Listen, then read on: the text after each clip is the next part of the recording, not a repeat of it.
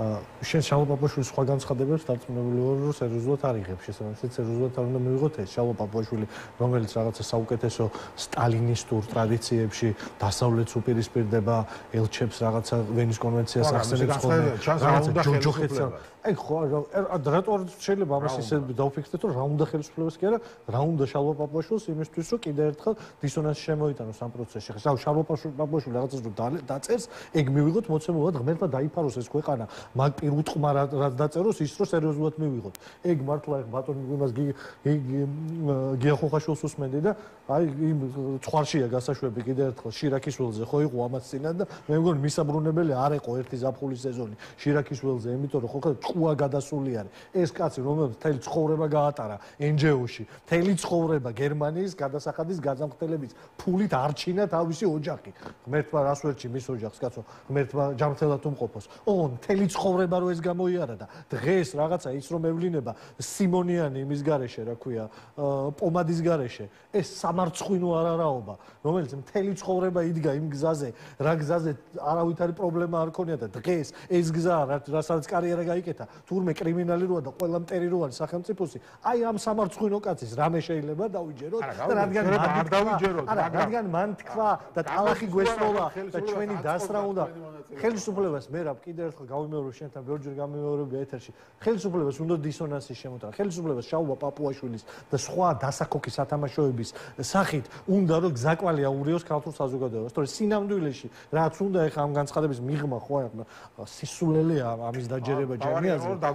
ამ განცხადების მიღმა ხო და არავინ არ დაელაპარაკება ამის გამო, იმიტომ რომ ეს არაფერს არ ცვლის იმ დამოკიდებულებაში, რა დამოკიდებულებაც აქვს ცივილიზებულ სამყაროს არაცივილიზებული ველური ნახევრად ჩეჩნური მართლობის წინაშე, რომელსაც 300-ზე მეტი ადამიანი ყავს ნაწამები ამ 300 დღის მანძილზე, 60-ზე მეტი პოლიტიკური და სინდისის პატიმარი ყავს საპყრობილეებში, კანონებს იღებს, როგორი კანონებისაც პუტინსაც შეშურდება და საღორეს აწყობს ამ ქვეყანაში ავტოკრატიულს, არავინ არ დაელაპარაკება ცივილიზებულ სამყაროში არაფრის გამო. თუ აი ეს ყველა არ შეიცვლება. ეხლა რაც შეეხება იმას, რა უნდა ხელისუფლებას? ხელისუფლებას უნდა საბოლოოდ ავტოკრატიის დამყარება. და ეგ გადის მარტივ ამბავზე. არც ერთი პარტია აღარ უნდა, არავითარი პოლიტიკური პროცესი არ უნდა, არავითარი არჩევნები არ უნდა, არც სამოქალაქო საზოგადოება არ უნდა, არც თავისუფალი მედია არ უნდა და შენი და სხვა შენი კოლეგების დანახვა ყოველდღე ყელში ერჩხირება და დასანახავად ვერავის ვერ იტანს. პროკურატურა შეატარებს ყველას სამოქალაქო საზოგადოებაში და ციხეში უზის ყველა პოლიტიკური ლიდერი და აგერ ბადრი და მამუკა გამოუშვა, იმიტომ რომ აი ეს დისონანსი შემოეტანა და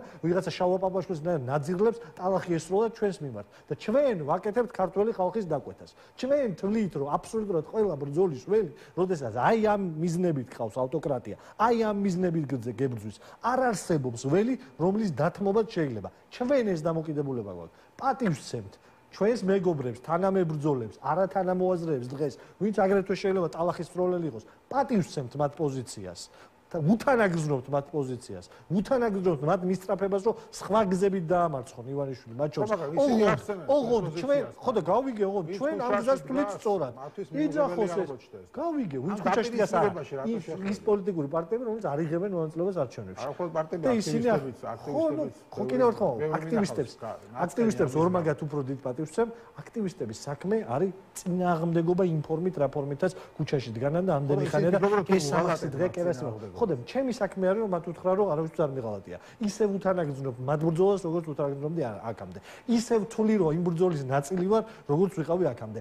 ისევ თვლი რომ აი ამ გზას, რომელიც ვიღაცა ქილიკით ბრძოლას ეძახის, ვიღაცა არ მოწონს რომ ბრძოლას ეძახი, და ამ გზას და არჩევნებში დღეს ავტოკრატიაში მონაწილეობა ხო ბრძოლა. ვიღაცა შეიძლება არ მოწონდეს, ვიღაცა თავის ბრძოლას უფრო მეტად თვლიდეს და კიდევ ერთხელ ვამბობ, ყველაფერს ამას პატივს ვცემ. ოღონდ ეს ბრძოლა, ეს არის ერთ-ერთი მეთოდი, რომელთაც წინააღმდეგობა უნდა გაუწიოს, სანამ არსებობს ეს გზა. სანამ არსებობს საშუალება, რომ საქართველოს მოქალაქეებს კონდეთ ასარჩევნო ყუთებთან მისვლის აი ესეთი მძიმე, მაგრამ შანსი უნდა გამოიყენოს ეს სამოქალაქოვანი. და საქართველოს მოქალაქეები ამას აკეთებენ 30 წელია, ძალიან ბევრ სხვადასხვა პირობებში.